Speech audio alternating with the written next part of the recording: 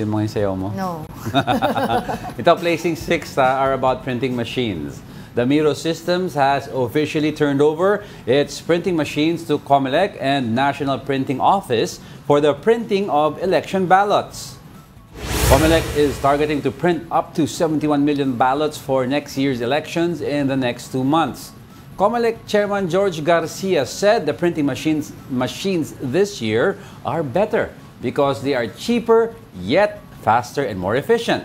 He also assured the public that no excess ballots will be printed nor used for possible cheating attempts.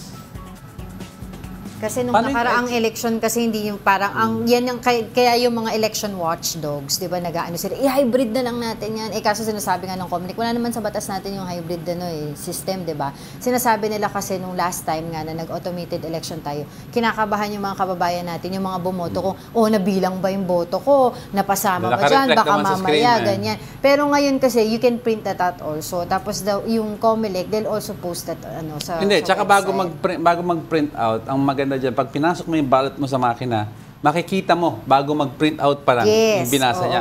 Pero ang question ko is, walang excess ballot. So in punto, kung 71 million voters, 71 million ballots.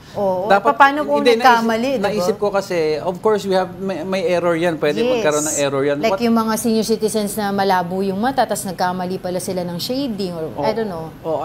Well, at saka aside from that, what if may error sa isang machine, nakain, napunit yung, di ba, walang replacement ba? I don't know. We have to get clarity on this with the COMELEC. But I'm sure alam naman nila yung ginagawa nila, no?